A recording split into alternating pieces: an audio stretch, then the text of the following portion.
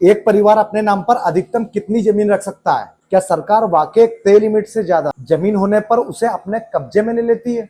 तो इसका जवाब है हाँ। इस कानून को लैंड सीलिंग एक्ट कहते हैं। आज के इस वीडियो में बिना किसी घुमाव फिराव छोड़कर सीधे कानून की किताबों से आपको इसकी असली लिमिट्स और वो नियम बताने वाला हूँ। अगर आपके पास पुश्तैनी जमीन है तो इस गणित को सीधा और साफ शब्दों में समझ लीजिए। सबसे पहले तो ये समझिए कि कानून की नजर में एक परिवार का क्या मतलब होता है। लैंड सीलिंग एक्ट के तहत एक परिवार का मतलब है पति पत्नी और उनके नाबालिग बच्चे, यानी कि 18 साल से कम उम्र के बच्चे, इन सबको मिलाकर एक यूनिट माना जाता है। लेकिन अगर आपके घर में बच्चे 18 साल से ऊपर के यानी कि बालिग है तो कानून उन्हें अलग यूनिट मानता है। इसका मतलब ये है कि उनके नाम पर जमीन की लिमिट अलग से काउंट होती है। अब बात करते हैं जमीन की लिमिट्स की। दोस्तों, पूरे भारत में जमीन की क्वालिटी के हिसाब से सरकार ने 3 मुख्य कैटेगरीज बनाई है।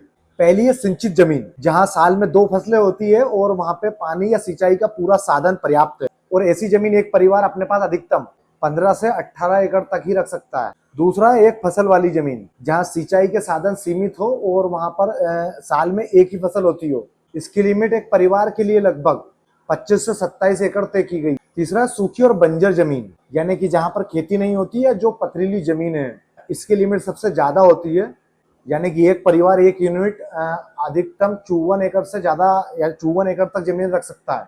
और दोस्तों ध्यान रखें, जमीन का मामला राज्यों के अधीन आता है, इसीलिए अलग अलग राज्यों के नियम में 2 से 4 एकड़ का थोड़ा बहुत अंतर हो सकता है, लेकिन औसतन दायरा यही है। दोस्तों, ये कानून बहुत पुराना है, लेकिन आज के समय में इस पर कड़ाई इसलिए बढ़ गई है क्योंकि अब सरकार डिजिटल हो चुकी है। आपके खसरे नक्शे और आधार को आपस में लिंक किए जा रहे हैं, जिसमें खूब जमीनों का हिसाब तुरंत सामने आ जाता है। अगर किसी परिवार के पास इस तय लिमिट से ज्यादा जमीन पाई जाती है तो उसे सरप्लस लैंड घोषित करके सरकार अपने कब्जे में ले सकती है। इससे बचने का एकमात्र कानूनी तरीका यह है कि समय रहते जमीन का सही और वैध बंटवारा, पार्टीशन म्यूटेशन अपने बालिग बच्चों या भाइयों के नाम पर ट्रांसफर करवा लिया जाए। अगर आप अपने राज्य की सटीक लिमिट या जमीन के नियमों के बारे में कुछ और जानना चाहते हैं तो नीचे कमेंट में जरूर पूछें।